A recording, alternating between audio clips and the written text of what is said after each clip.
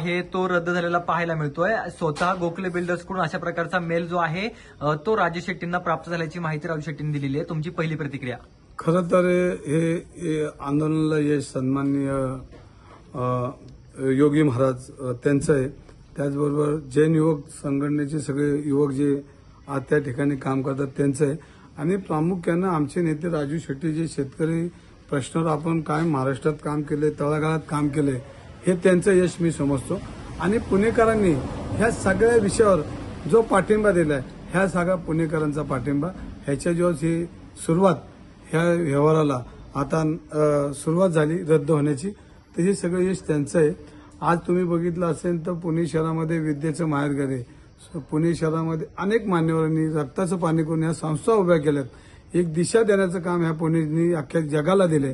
आणि त्याच पुण्यनगरीत पुणे शहरामध्ये विद्येच्या माहेरघरामध्ये काही लोक बिल्डरांना हाताशी धरून वेगळ्या पद्धतीने एखादी संस्था कशी मोडीत काढायची हे प्रयत्न करत असताना हे सगळे पुणेकरांचा आवाज आज सगळ्यांच्या ताकदीचा दिसला।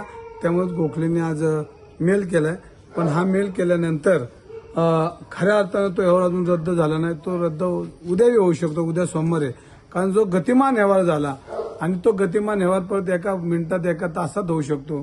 कारण दोन्ही लोक जर एकत्र आले तर आजही रजिस्टरला घरातून उठून आपण कुठल्या तरी घरी ऑफिसमध्ये बसून हा व्यवहार रद्द करण्याचा प्रयत्न करू। मला आत्ताही फोन होते, मी जागाच आहे। मला जर मुरली मोहनचा फोन आला तर आत्ताही रजिस्टरचा घरातून आणून आपण, कारण शेवटी केंद्रीय मंत्री ते आहेत, त्यामुळे केंद्रीय मंत्री काही करू शकतात, हे आपण त्यांच्या वतीने करू। आणि ह्या सगळ्या चाललेल्या ह्या सगळ्या गैरव्यवहाराला आपण त्याला थांबवू। हे सगळं यश सन्माननीय आज दुपारीच मला एकनाथ शिंदे साहेबांनी सक्त ताकद दिली की 2 दिवस तुम्ही काय बोलू नका, 2 दिवसात ह्याच्यामध्ये तोडगा निघेल। मी तो प्रयत्न करतोय।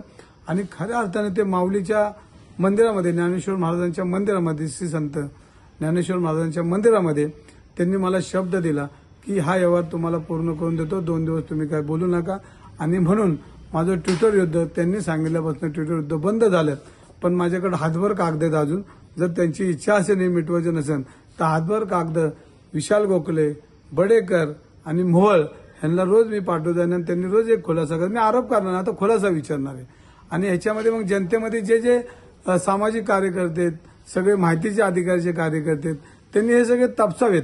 आणि ह्याच्यामध्ये दोषी ह्याचा शासनाचा, या मंत्रिपदाचा किती विशाल गोखलेने फायदा घेतलाय आणि लाभ किती घेतलाय हे समाजाला कळेल।